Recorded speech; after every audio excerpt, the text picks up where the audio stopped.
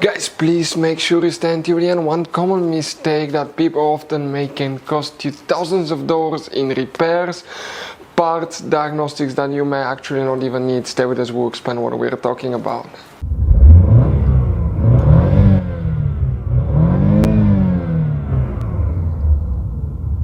Hey guys, welcome back to Electrical Car Repair Live. Thank you guys for watching and subscribing to the channel. Today will be super helpful video. 20 of you having a Chevy Tahoe or Chevy Suburban, that generation here from year 2016 to year 2014 to year 2020, excuse me guys. If you have one of those, you have a problem where radiator fan does not work. This is also known as the cooling fan not working. Stay with us, we'll explain what can often cause that. What we see here at the garage, it could be simple fix, but if not fixed on time, you can overheat your engine. You can destroy to the point that you need the engine replaced or rebuilt, and that can cost you thousands of dollars in repairs. We will also explain where you can buy cheap parts and tools, that way you do not waste money and time. All that will be covered absolutely free for your convenience. Please make sure you stay until the end. So before we start guys, let us tell you a little bit about us. Every single car we get here at the garage, we try to make at least 200 to 300 free repair videos. We take them guys completely apart. We show you how to fix engines, transmissions, bodywork guys, engine codes, transmission codes, fuses, relays as well guys. Why we do all that? Because our mission in the shop is to save as much money as we can. All we need in return, please subscribe to the channel, like the video, that way we can keep making these free videos. Guys, we have more than 15,000 free repair videos on our YouTube channels that can save you thousands of dollars in future repairs. And if you guys need to buy any parts, tools at a good price, quick shipping, that way you do not waste money and time, we'll put the link in the description of the video below for your convenience. Please check it out. So guys, if the radiator fan, also known as cooling fan, doesn't work, what can cause that? By the way, multiple things, but the first thing you want to start checking is the radiator fan fuses, relays, because it could be very simple fix. We'll explain where they're located. It should work on both Chevy Tahoe and Chevy Suburban because they're built on the same platform. Now, quick reminder, 9 out of 10 owners do not know that they have 5 different hidden fuse boxes in that SUV. That's why we made a special video on our YouTube channel. It's called Chevy Tahoe Chevy Suburban Fuse Box Location and Diagram. Check it out. We need to go ahead and open, guys, first the hood. When you open the hood, facing the engine on the right side, you have a very easy to access fuse box. Right here, open that cover and you're going to find a fuse box with a layout like this one here. Before we continue, let's explain quickly why it's always a good idea to test fuses and relays. It is, guys, very important to test fuses and relays. On those fuses you cannot clearly see if they're burnt or not, especially you can see in the J-case fuses as well. And if you guys assume, okay, let's say you remove a fuse, you look at it and you assume, guys, that it's actually a good fuse, but it's actually a bad fuse. Sometimes you cannot clearly see that.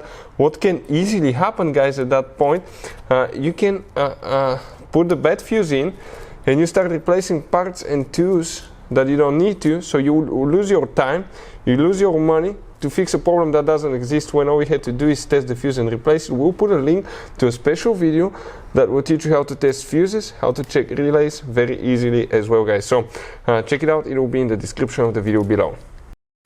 So guys, here what we need to check, let's zoom in a little bit. Now here we need to come to that section on the bottom. We need to check fuse number 116 and 123. These two fuses, guys, are for the radiator fan. You don't have any relays visible for the radiator fan here. They're either integrated as function of the engine computer or on the bottom side of that. Now on the bottom side, guys, of that box, if you take it apart, you have integrated relays that are not serviceable. It might be there. Another thing that you may need to check if you open the hood, here on the passenger side, that's the car battery. Here you see the cables that go to it. On top you have a hidden fuse box that looks like this one here, guys. That's the positive battery terminal. And if you look from the top view here, guys, you have up to 1, 2, 3, 4, 5, 6 fuses. Check them as well.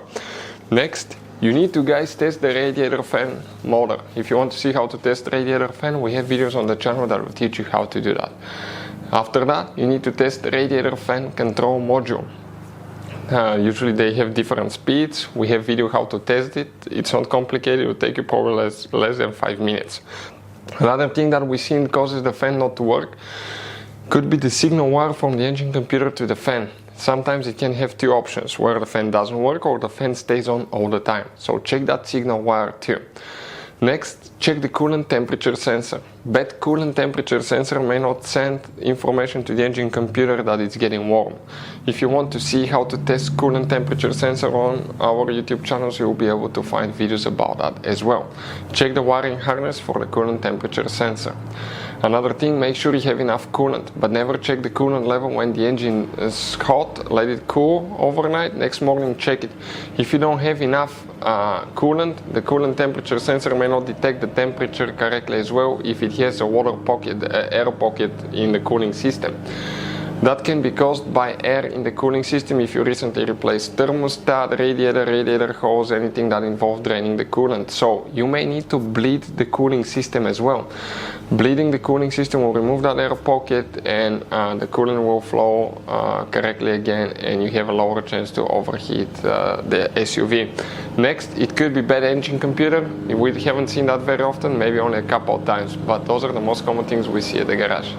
So guys, I want to show you now something. Okay, check this thing out. You have all different kinds of fuses, relays, circuit breakers, something that could be really hard to find. And if you're in the middle of nowhere, you don't have a replacement one, you may end up being stuck, guys, in the middle of nowhere, or they can be seriously overpriced. So what we do, we usually buy some spare ones, we put in the glove box for a peace of mind. We'll put the link in the description of the video below where you can get them at a good price, quick shipping. That way you do not waste money and time. Hopefully the video will be helpful. Thank you for watching and see you guys next time.